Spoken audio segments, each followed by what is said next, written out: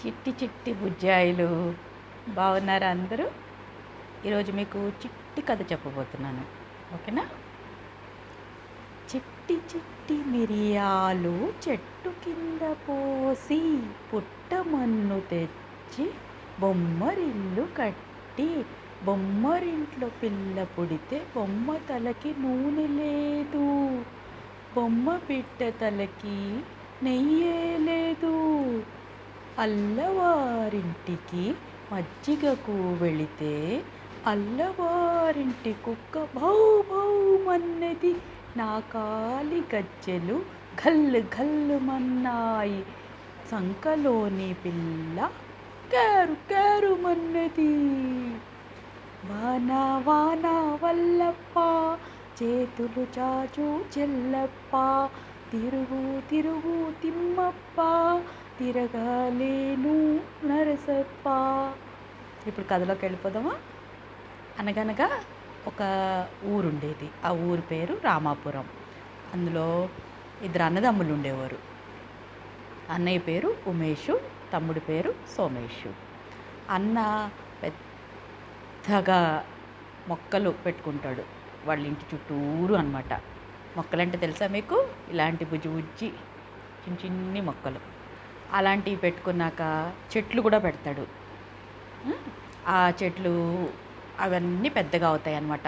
పువ్వులు ఇదిగో కనకాంబరాలు, నందివర్ధనాలు, తర్వాత మల్లెపూలు, సంపెంగలు, ఇంకా సన్నజాజులు, గులాబీలు, చామంతులు, ఎన్నో రకాల చెట్లు వాళ్ళ ఇంట్లో పెరుగుతాయి అన్నమాట.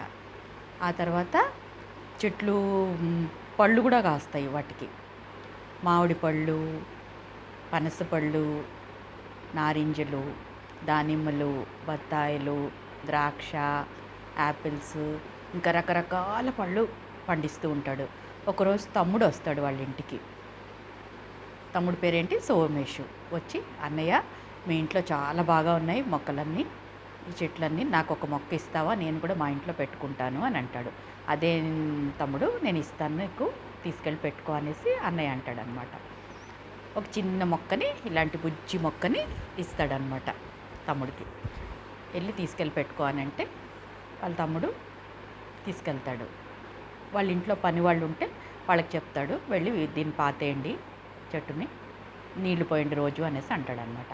ఆ చెట్టు చిన్న చిన్నగా ఎదుగుతూ పెద్దగా వృక్షంలాగా అవుతూ ఉంటుంది అనమాట. ఒక సంవత్సరం అయ్యేసరికి మంచి దట్టంగా అయిపోతుంది.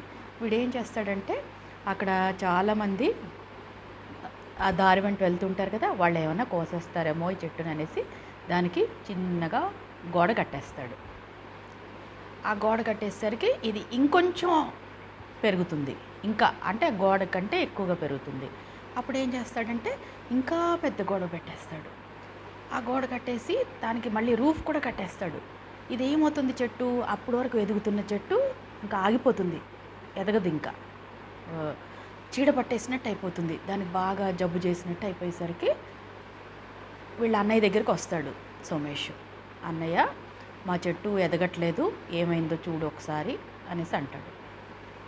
ఉమేష్ వచ్చి ఆ చెట్టుని చూసేసరికి చెప్తాడనమాట, ఇలాగా గాలి వెలుతురు సోకాలి, దీనికి వర్షం బాగా పడాలి, వర్షం పడితే ఆ వర్షం నీళ్ళకి చెట్లు బాగా ఆకుపచ్చగా ఉంటాయి, నువ్వు ఇలాగా ఇవన్నిటి నుంచి వాటిని దూరం చేసావు, ఇలా గోడ కట్టడం కరెక్ట్ కాదు అనేసి చెప్తాడు. దీన్ని బట్టి అర్థమవుతుందా మీకు, మనకి గాలి వెలుతురు ఎంత ఇంపార్టెంటో, మళ్ళీ వర్షం పడితే ఆ మొక్కలకి మంచి ఆరోగ్యవంతమైన ఆహారం వస్తుందన్నమాట.